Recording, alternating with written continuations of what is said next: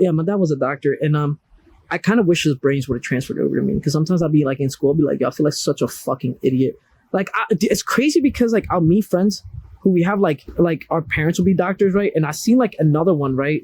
And he was a stoner, and we'll go one or like my cell bio class, and I looked at son and I was like, you're a fucking idiot like me too, bro. Real. It takes away resilience, honestly.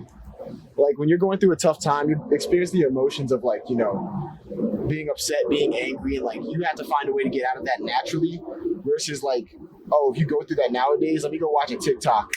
Done. I'm trying to see Dylan Dennis fuck up. What's his name? Paul. Logan Paul. Yeah, I've never been a Logan Paul fan.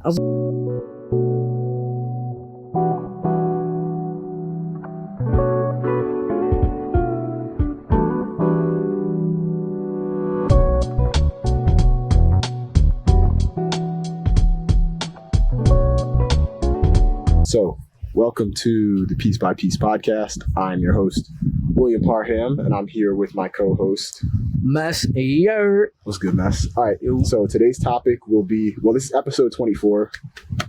Clap it up. We're making progress. 24. I know, 20, Kobe. So it's got to be a good one. We're here to talk about child development and how that affects mental health. A quick introduction before we get started into our topic, though. Piece by Piece is a podcast dedicated towards mental health, self-improvement, life's challenges, and overall just, you know, self-expression. We're here to get better, and we're here to learn about others. And our main goal is to help you navigate through life, through its, you know, challenges. As the pandemic has happened, things have not really settled to where they should be. Things aren't as traditional as they once were, and no one really has a concept or guide to give you to maneuver through this. So I figured, you know, the podcast would be a great way to help us talk about these challenges and how it's been affecting us, specifically Generation Z, because I see our generation as, you know, from 1997 to 2010, our generation is that in-between generation from technology. It's just internet babies. Yeah, internet babies. Technology being in our everyday life versus not having technology at all. We're kind of that weird, awkward phase, and I'm not going to say we're troubled, but we do encounter our fair share of, you know, ups and downs from a misunderstanding. But to get into our topic today, child development, we wanted to talk about how, you know, mental health plays a major part in your child development. Child development. I'm trying to say the definition without saying the word itself. I know what you mean, but like that's kind of, developing the child. For real. Pause. So we're going to try and do a speed round. We're going to keep it short because we know our podcast has been a little long. We're going to keep it at 30 to 40 minutes. Try new format. Yeah, new format. We're just testing it out. So we have 10 topics to talk about today, and we're going to do each for 5 minutes. Please like, subscribe in the comments. Comment what we should talk about more based on these topics, or if you have a topic of your own, please submit that into our Google questions. You can find that on our YouTube in the links and description section. We're also active on Twitter. We will be having an Instagram soon. We're going to be active on TikTok, but right now it is Twitter, YouTube, and our website, piecebypiece.com. Please go check that out. Write a blog, give your statement, give your piece. Just messages. Just messages at this point, man. Like, let's see what kind of topics you guys got. Talk your shit. And if it's not too, honestly, for real, bro. Talk your shit. Yeah, as long as it ain't nothing too fucking crazy, though, for real. Like some of y'all, like some of y'all like to drop us, like drop some comments and stuff. Be like, yo, talk about some, like, bro, no. Yeah, don't say nothing crazy either. Yeah, please. Like if you want us to talk about some crazy stuff, like, I mean, there's Rumble, but like depends on what it is. Oh, we are on Rumble, by the way. That's what I wanted to say. We are on Rumble. As the topics become more and more explicit, we will be going more and more into Rumble. Rumble, hell yeah. All right, but now for today, quick little introduction, checking my notes here. The correlation between child development and mental health is intricate and multifaceted. Early experiences and environments can significantly impact a child's mental well-being as they grow. Adverse childhood experiences can increase the risk of mental health challenges later in life.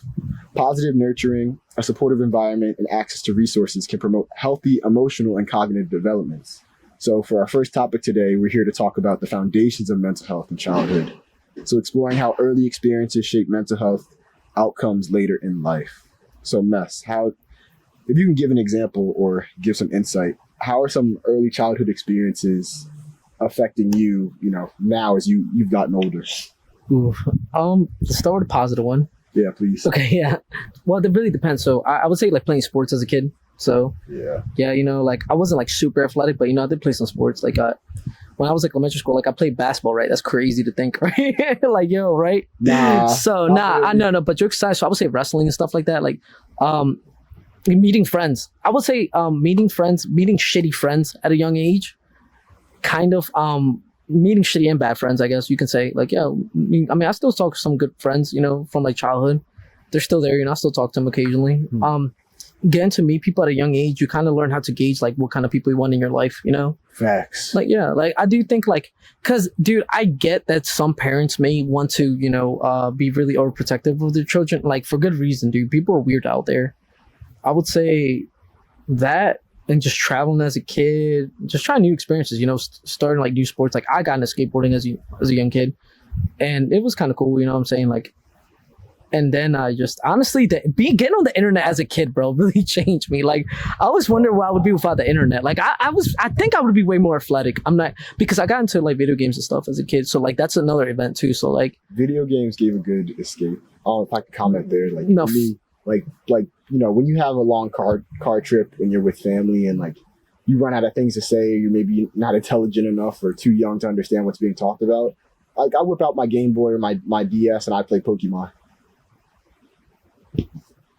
Anyway, but yeah, other than sorry, that was so annoying. Always so like for me, Pokemon was like a great escape for my childhood development, but it also kind of put me into the position I am now that I'm older. So for those who don't know, Pokemon is a Japanese video game and TV show. I think everyone knows who Pokemon is. But well, just in case, I'll just keep it short. It's true. It's also true. It's short for Pocket Monster. Pocket Monster. Bingo. So it's about, you know, a researcher who hires or recruits a town student to, you know, complete his Pokédex, a textbook that just categorizes and catalogs all the Pokemon in the said region. And speeding that up to where I am now is like, I want to be a researcher of myself and kind of, you know, get into the mental health space. And hopefully I can recruit people one day to go out into the world and collect data for me. Yeah. So I just find it so ironic, like the person that like, I almost see my life as like a way of Pokemon, so to speak. Because, you know, you have like Professor Oak, right? And then he recruited like the 2 trainers to go, you know, record Pokemon data. I feel like right now I'm in that stage of like being a trainer, but I want to be a professor one day. Like I want to do research, have life that experience. We just gotta travel more and stuff like that. That's what I'm saying. But like have that white coat, but under that white coat's like my persona of like my outfit and who I actually am, and like I just had professor in front of my name and I'm just interested in this topic. You get what I'm saying? No, I get what you mean. Like, I think it's time, like, yeah, we meet like different people with different walks of life. And that's how you gain your experience. That's how like you can like sit back and be like, God damn. I feel like life experience kind of makes you judgmental in a way. But like, not in a bad way. Like, I think it makes you like, you meet someone, you get that gut feeling like, you're like, I don't think this person's like, you know how you can kind of gauge and you get like a weird vibe from someone and you're like, yo, like, yeah, nah. Yeah, based off like, whether you like it or not, you're already settled with like, yeah, I don't want to be here. Like, oh, I'll keep exploring. No, yeah, you can tell like, oh, maybe I gotta get out of here. Yeah. Like, I'm in danger. Like, yo, yeah, I think sometimes, bro, you gotta go through pain. Like, shit, like, yeah. Like, I mean, there's some experiences that happened to me as a kid that like, you know, like, that shaped me as not to be as trusting anymore as I used to be as a kid. Yeah. But I think it was for a very good reason, because I think from that situation, dude, things could have gotten much worse. Like I used to people please a lot. So, and something happened to me. I mean, it's not like some crazy, like, you know, like weird shit, but like, it's kind of like looking, yeah, like I was like, after that, now I'm considered a dick. I don't know why. I think like I just give people my insight on certain things and they're like, okay, well, bro, if you come to me for advice, I'm not going to coddle you 100%. Not gonna sugarcoat that. Fuck no. If you're doing something stupid, I'm gonna let you know that you're fucking stupid. I feel that. Like straight up. I 100% feel that. Yeah. Like Will might be a little bit more nicer to you about it, but he'll still tell you you're fucking stupid. Nah. Like, you know what I'm saying? People been calling me stupid when I'm trying to put things nicely. Adverse childhood experiences and mental health. Ooh, did we already? What the adverse is that kind of we like? We didn't talk about adverse. So can you explain that, please? Discussing the impact of trauma and adversity on children's mental health Perfect. and well-being. We were kind of like Moving into that, yeah. So I would say, all right, well, a average experience is realizing that not everyone that smiles in your face is cool with you is like your friend type stuff. Like I've had homies that were like, I thought they were like looking for my best interest, and they did some really shitty things to me, and I'm like, yo, you know what, suck a dick. Like, yo, like you could say that, right? I mean, I know this is mental health, but I feel like sometimes I definitely push the envelope. I think you'd be unfiltered, yeah, fuck it. Like, yeah. Yeah, so I would say, let's take this for example. When I was younger, I used to kind of like, when I was stated earlier to Will, I used to be a people pleaser. So like I used to sometimes to like, I guess fit in, I would do stupid shit that I didn't want to do, but because of like I wanted the validation from my peers. Yeah. Like it was like one of those, you know? But now looking back at it, bro, I 100% deserve some of the shit that happened to me. I was a fucking idiot. If you feel like someone's taking advantage of you, bro, like, yeah, no, they probably are. Man, I used to ignore those signals. Yeah, that's where my trauma came 100%. No, same. Like my mother used to really like be very like controlling over my actions. So like things that I thought was right, she'd label as wrong. And it's like, it's so to speak, she was trying to mold me into something that she enjoyed, but not something that I enjoyed. Yeah. Controlling parents, stuff. Yeah, so like I was very to myself like growing up. Like in middle school, I wanted to like go buck wild, but I always thought like, damn, mom doesn't like this, so I can't do that. And it's like I'm thinking about my mom first before I'm thinking about myself. Yeah, and like that fucked me up because like it really messed up a lot of decisions I could have made for myself. But at the same time, I still think I'm a pretty cool person, so it might have turned out. I think so. I've done stupid shit as a kid. Yeah, some shit that is very like could have landed me in jail, like stupid shit, like just me being stupid. And there's some times where I've thought of my mom's voice, like would my mom, like how the fuck is my mom gonna react if I get locked up for doing so and so? Yeah, like you think. So about the I think that's kind of helped in a way. Like I think at one point I was more afraid of my mom than the police. Like shit, that like was you feel me? Because it's like the cops. Okay, you get locked up. I mean, you ever been in cuffs? In the cops? Yeah. I almost got arrested. Me and my friend were throwing rocks at cars for some reason. Dude, it made no sense. No, I know what you're saying because I did that same thing too, bro. And I was like, why the fuck? Like, so, looking at it now, that's just dumb. It's fucking stupid because now we drive and shit, and if someone hit my car, I'm just be like, yo, fuck. But that would be our karma though. That's true. So, what were we talking about just now? I almost forgot. Like, I mean, I know like the adverse reaction, but like we're talking about how adverse childhood experiences affect mental health. I think kind of shapes you as a person. But yeah, I mean, I guess you could say that. Oh, high school, like big environments where you're like integrated with other kids that you're not familiar with. So like all their experiences are kind of being put in the mix with yours, and it makes you almost question yourself. Yeah, I want to say that's well, it can create trauma because you know that's when you experience things such as heartbreaks and relationships and like all these life-changing moments where you could realize that what your parents told, development moments. Yeah, you could realize what your parents have told you could be like a total lie or have you in shambles for real. Yeah, I peeped that when I met kids that went to like private schools, and they be like I meet them in public, like kids that went to private middle schools, but they end up going to like public high schools. It was like such a culture shock for them, and I'm like, yo, what the fuck are you doing, bro? Like, so you know, when you're a kid, like you have like the egocentrism is so like big, so you can't picture yourself, you can't picture like caring about anyone else but yourself. So I just kind of I used to be a dick for some of those kids. I'd be like, what the fuck, like, bro, why are you like acting like you're gonna get in trouble for this? Dude, no one cares.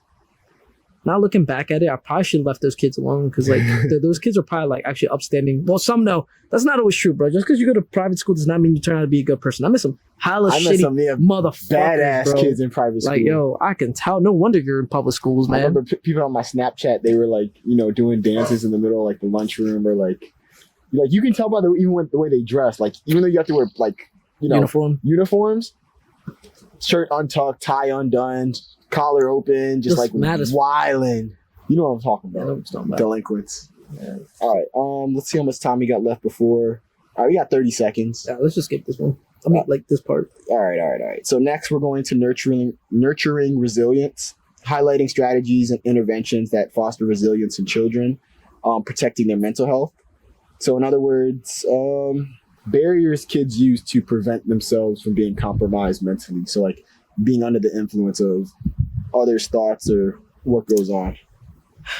I would say the best thing to go about it is just kind of go into Shit, stranger danger. Yeah, stranger danger. Mom like, told me stay away from strangers. Yes. If you don't know them, don't go near 'em. Yeah, well, I think that's a very good like advice. I will say that sometimes you gotta experience your own personal like situations. Not saying like that, but like dating people, getting into sports, where and when I say dating people, it's like you're gonna run into problems. Like straight up, bro. As soon as you get your first girlfriend, you should already know that this is not gonna like lead to a happy ending. I know it sounds like like it doesn't, bro. You're just gonna be sad. Yeah, you think about it, but just know that when your other homies that have dated people like tell you like, yo, like don't get too comfortable. Like, yo, puppy breaks. Future self. This might not even be like type, but like encouraging like risk taking, but also explaining the consequences. So sports is literally the best thing you can do with that. Think about it, right? Like sports. you put people on. I don't know anything about that. All right, wrestling, like, all right, so when you go to wrestling practice, you get put onto like a guy that's like, around your division. Yeah. Then sometimes they'll put like someone that's a little bit above like the next weight division. Like when I used to wrestle, be 103 to like 115. Then they'll put you to wrestle. Like if you're like good enough, they'll put you to wrestle with someone up. Like test your adversity. Yeah, like see how, because you don't know who you are until you're like put on the spot. Right. I think from like another child perspective is maybe like your friends encouraging you to like approach others or break those little social that social circle, that comfort zone. So, like for instance, I used to be a reseller for shoes back when shoes were really cool. Waiting in line, it'd just be awkward as hell. Hell yeah, at the mall to like 4 or 5. Wait, when they would open those stores, like they'd open at 7 a.m. Yeah, I remember it was pretty early. Making conversation with just the boys around you, or the men, having conversation with grown ass men, just like saying like, yeah, I hope I get these. Yo, you ever think about sometimes we were standing in line with some dudes that were like 40? Yeah. But like they would look so normal to us. Like we felt like they were kids. For real. Like it's kind of wild. You said that you were standing in line. Yeah, standing in line, just kind of like just not being awkward, but just having casual conversations. Like that's how you're supposed to interact with humans.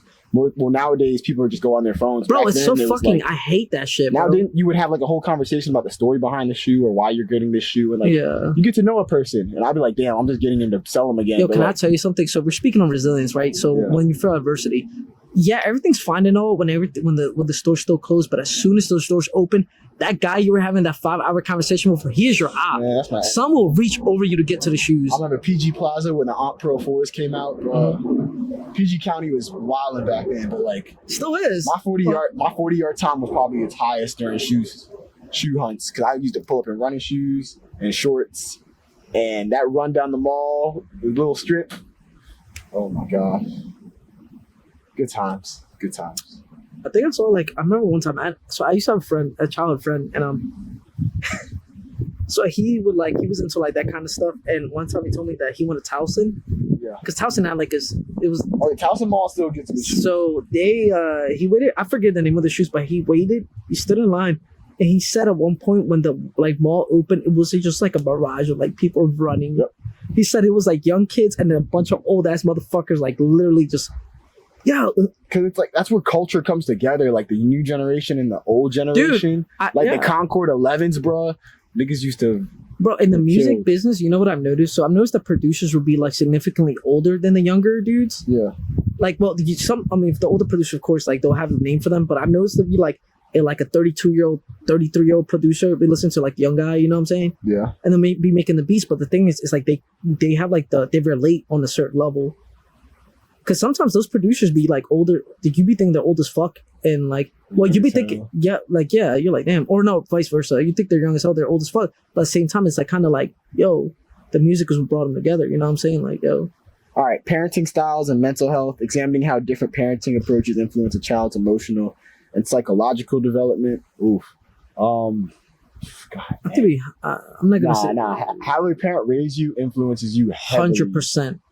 Like whether you're like, if you have some parents who are very adventurous and did things together and traveled the world, you're gonna be a very outgoing kid. I'd assume my parents did that. That's why I'm so spontaneous and travel. Yeah, there you go.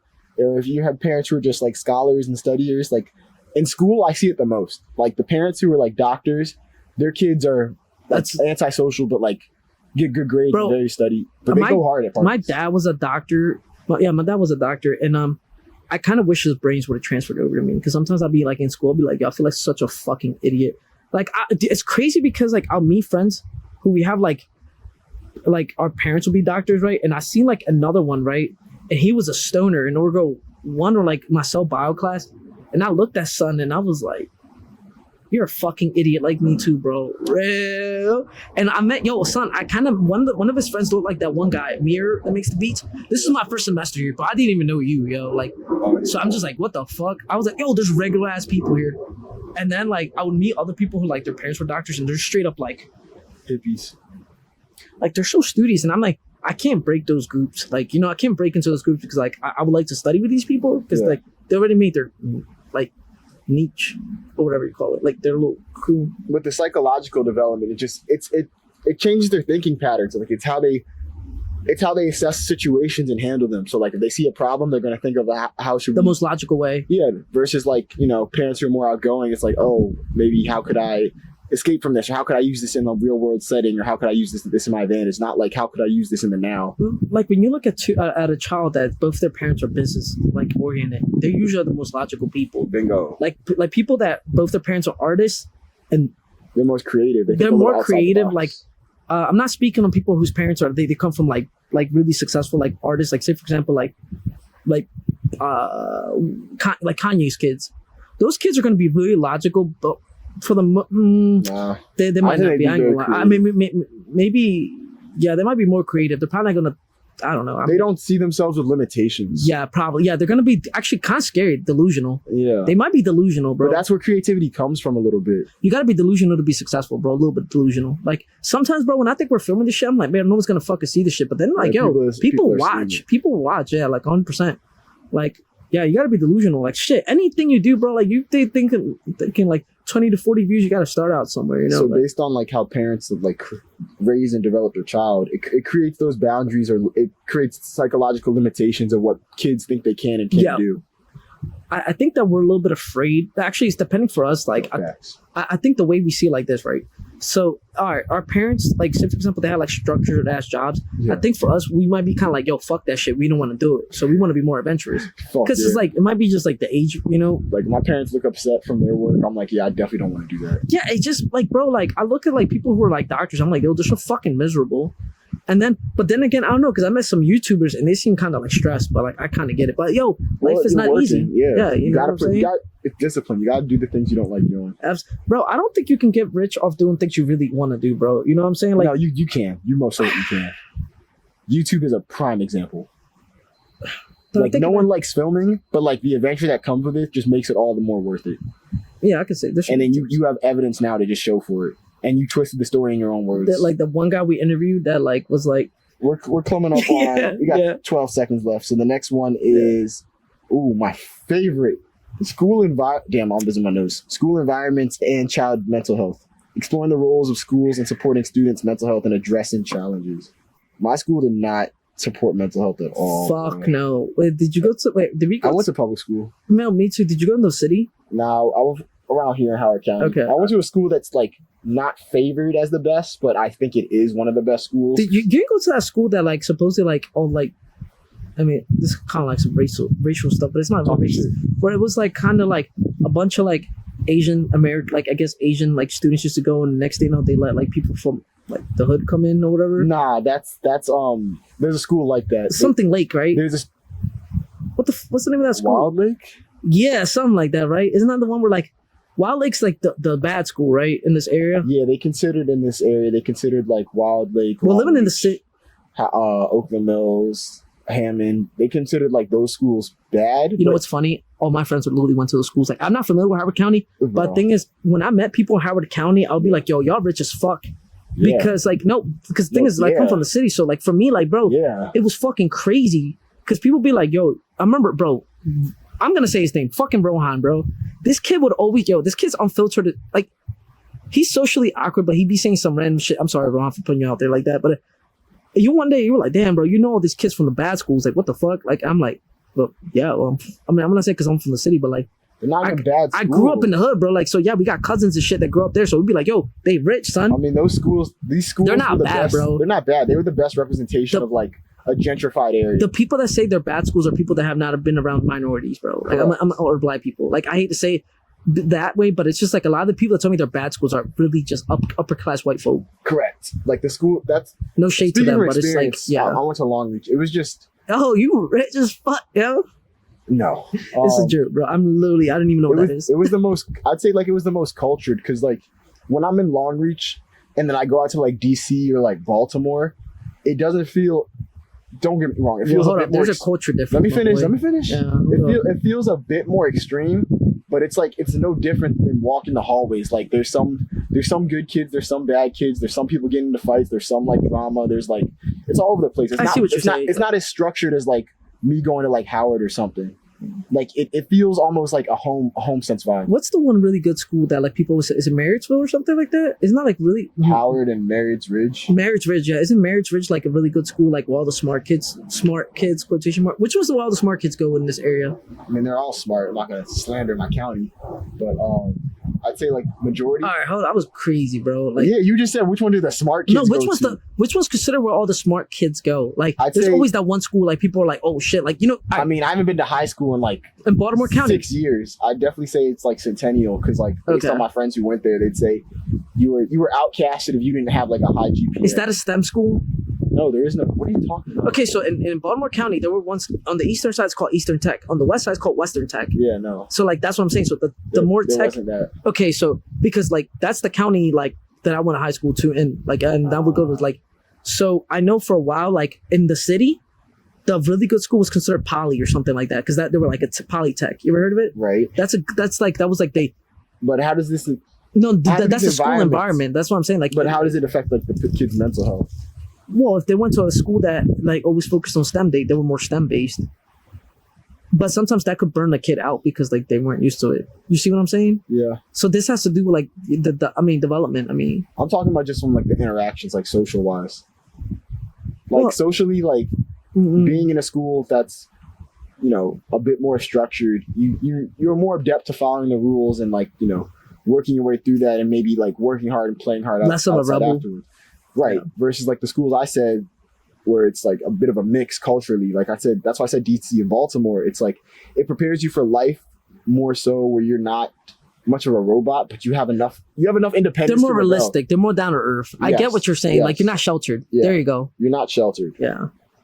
And so, from a mental perspective, it helps you create independence in yourself where you need to take breaks or like to go look out for fun, or to like there's life outside of school. It's Do you know what to look and what to look out for?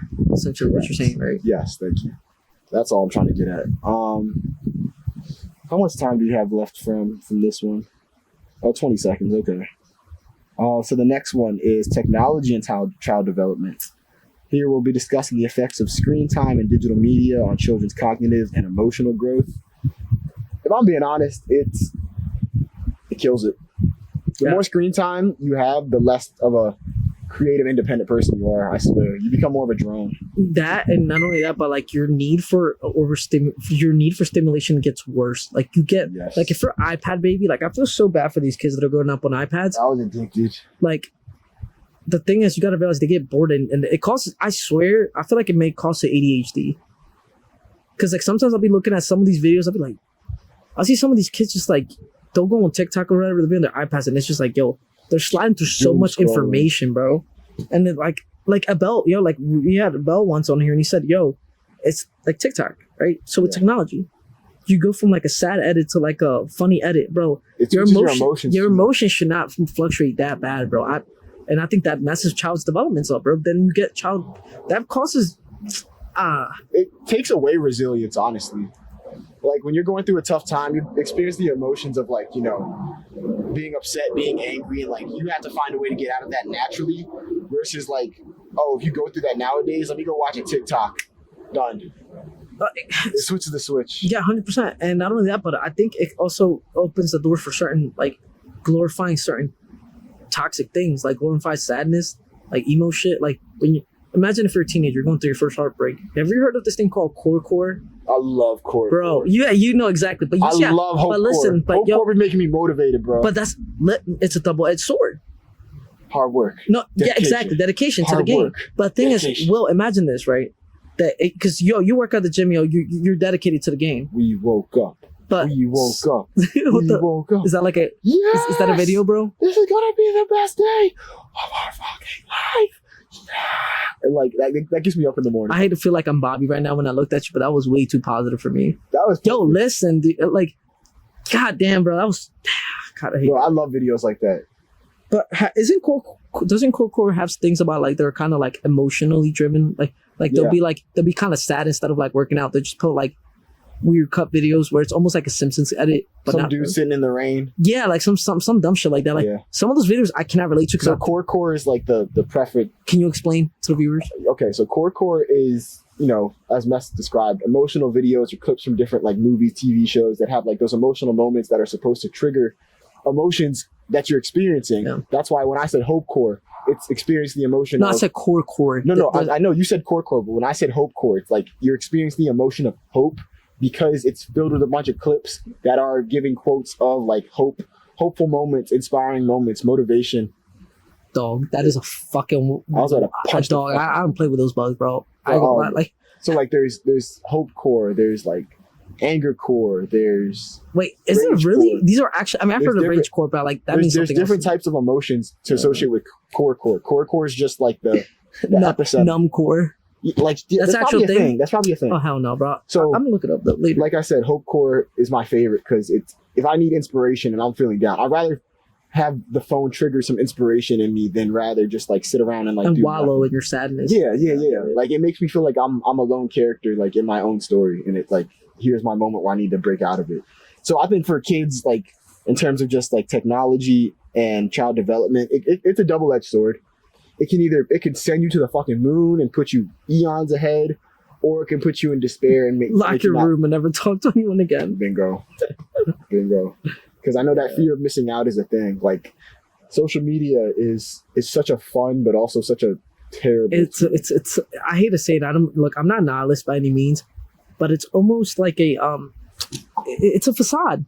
It's a facade. Yeah. But I'm not gonna go into that because we're still talking about like what we're talking about. Yeah. So technology make things seem better or worse than what they actually are. I think it's caused more problems for us though. Yeah. I think it's caused people can edit photos to make themselves look better. And not only that, but like and the manipulation of like media and stuff like that. But that's like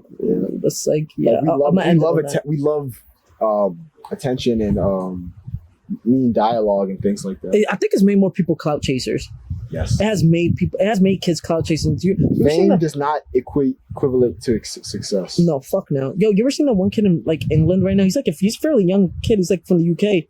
I think I really don't know his name, but I think he's like African or something. Like he's like no, I think he was born in the UK, but I'm not sure. Dude, like correct me if I'm wrong, but like he goes around and like does stupid shit, like jump on registers and shit at stores, randomly just break shit, like jumping on cars and shit. And people like love that shit. Never heard of it. But that's what I'm saying. How that relates to mental health is that kid's mental health is fucked, bro. He thinks what he's doing is right when in reality that's just you're corrupting society. No, he thinks it's funny, but the thing is like he doesn't realize like like that has real life consequences. All right, moving on to our next one: social interactions and mental health. Oh, exploring the importance of healthy social interactions and promoting positive mental well-being. There we go. So here we go. Talking about something more positive. Okay. How social interactions can, create a more positive view. Okay, I'll start. Well, yeah, please. I think it's always important to like make friends. You know what I'm saying? You never know when you're going to need someone or you need someone to vent to. I will say though that you don't have to be super social, but you gotta at least make like one or two good friends. Say for example, if you find the crew, right? Of like, and I was just remember how they were talking about like you need a team of these 4 people. Yeah. I was thinking if you can find someone that's like really like a social person, yeah, a bear or fox, one of those.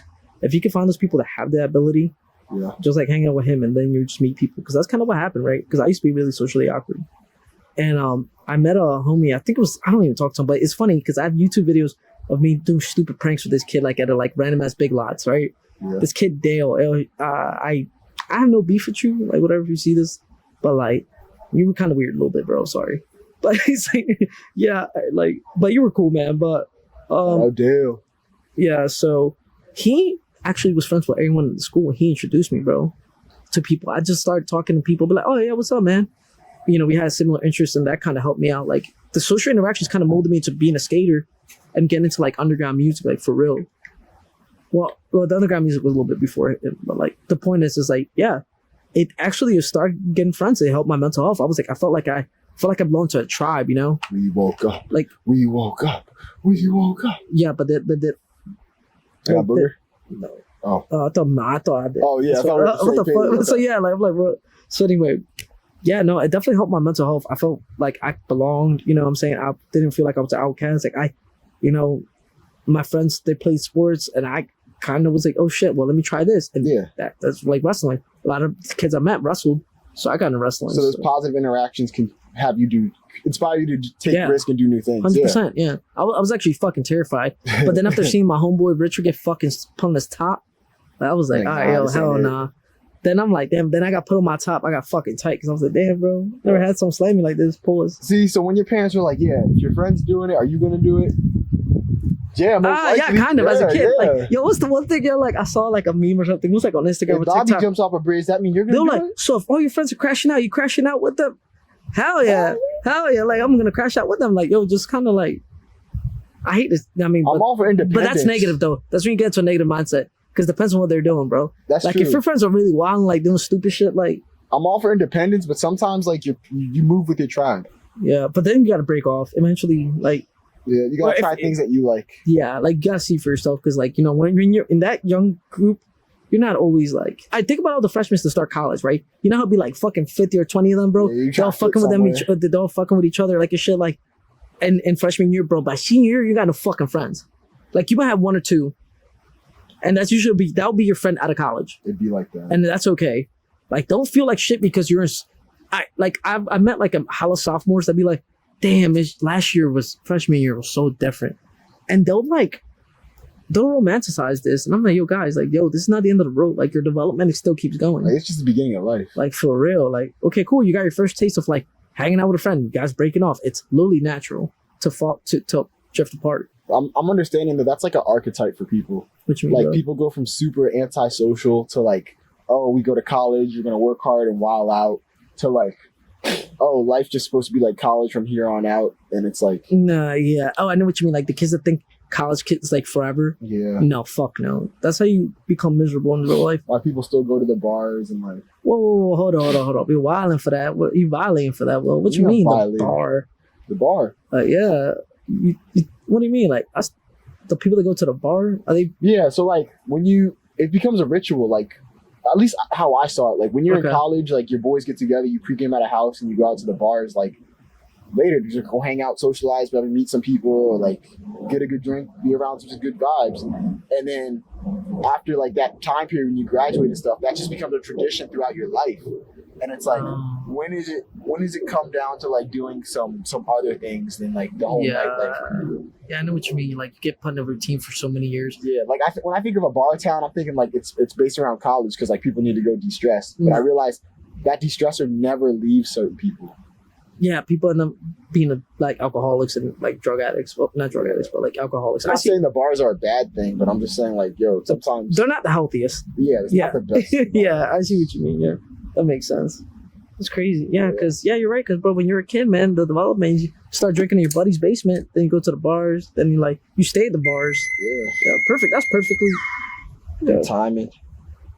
All right, so identifying early warning signs, providing guidance on recognizing signs and potential mental health issues in children, and seeking appropriate help. So like just looking early on or identifying, when a child could be dealing with a poor mental state. Okay, stimming. What? Like people who children who are identified with like autism, but they like start to stim. Like we might think like there's something wrong with them, but the whole time they're just autistic. There's nothing wrong with being autistic. Like stimming, like when I was younger, like I've like noticed. I mean, that's part of the mental health. I mean, like stimming. I don't know what stimming means. So stimming is like, all right. So say for example, right. Take the headphones. Yeah, I mean, because like sometimes some kids like I did this as a joke, but like some kids will do this, and then they'll be like kind of like playing with their hands, like checking their feet and stuff, like randomly, like not in a social setting, like because I say for example you're making a funny joke, I might be kind of like kick my feet and shit because I'm geeking, But like I had a few homies that they turn out to be autistic, and I would watch them do that. I'm like, yo, that's just his thing for real. You know what I'm saying? Like I ain't gonna judge. I knew this boy who used to shake his hands.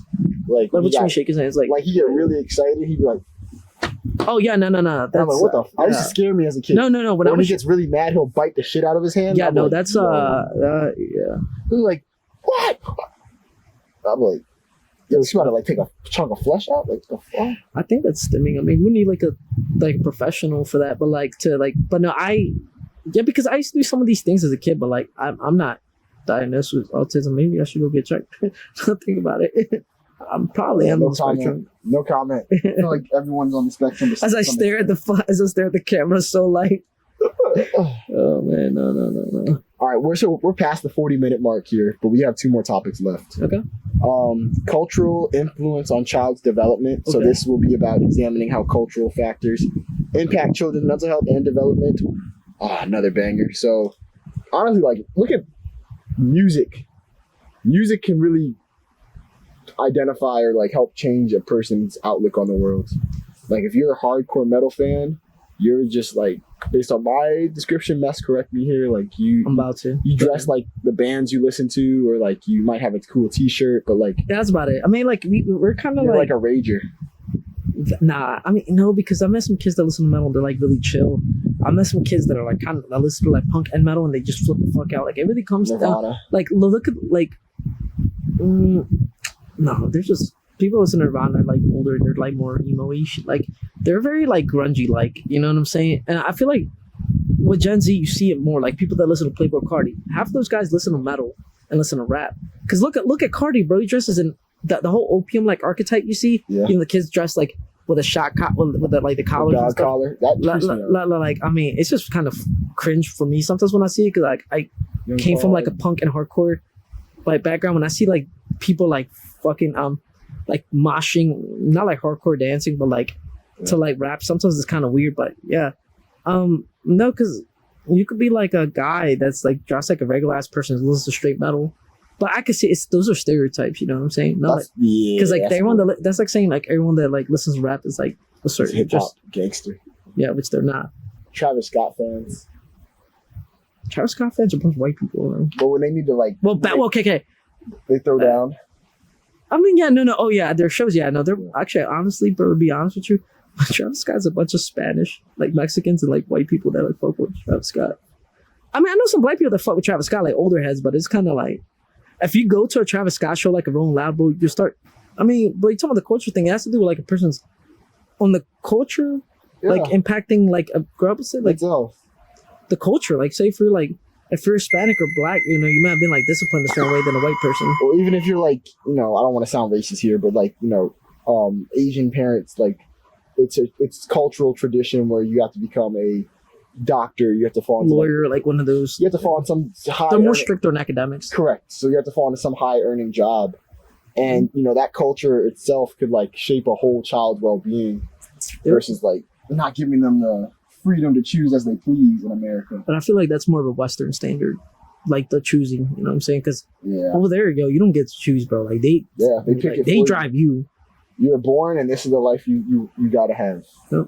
All right, so our last one here is preventative measures and interventions. So discussing programs and approaches that can prevent or mitigate mental health issues in children. Ooh, I don't know too many of those. Yeah, bro, I think that's more your topic, bro, because my program is just like hit the gym, play sports. Programs. Get into do hobbies, meet people. That's how I see it, bro. That's how I cope. Like, damn. The only programs I know is like, you know, clinical counseling or... Nah, like, summer programs. Remember, you can do summer programs. I mean, but like that's more for like. I think they're talking about like psychological programs. Ooh. Summer programs are just like if you want to develop some skills or some social. Yeah, I don't want to say therapy because like imagine telling a kid, yo, you need therapy. That sounds so invasive. Like what the fuck? I don't have the. I feel like I'm not qualified to talk about this. That was kind of a crazy topic. I think we should just wrap it up at this point. Yeah. Yeah. We can get into chop time or we can wrap it up. What do you think? I mean, we kind of got into chop time in this kind of. All right, so chop time is a part of the podcast we're talking about where we literally chop it up. We talk about anything that's going on in life, whether it's from the weather to taking a doo-doo. I don't know. So it's life. We just talk about life, honestly. Life, really. Like what's cool, what's trending. Sometimes we talk about what's trending. Right? Yeah. So all right, let's talk about what's trending. Like, I can't get my mind off of this whole Jadeon, Logan Paul, Dylan Dennis mess. I'm trying to see Dylan Dennis fuck up. What's his name? Paul? Logan Paul. Yeah, I've never been a Logan Paul fan. I was thought he was pretentious. Bro, I was a Logan Paul fan, like, based on, like, not his actions of, like, Suicide Force and stuff, but based on, like, think about the career he's created. The fact that we're filming this just proves the fact that we were Logan Paul fans at one point. You know what, yo? No, don't get me wrong. I like Impulsive, but, like, I was a Logan Paul fan strictly from, like, all right, this is just some random kid from living life, Ohio, who, like, was good at something and then just used the internet to literally carve out a whole new life for himself. Yo, what did he do, bro? Like, I did not watch. He was really popular on Vine, and then he took Vine. Like, he was funny, right? Yeah, he took Vines to YouTubes, and he went from being an electrical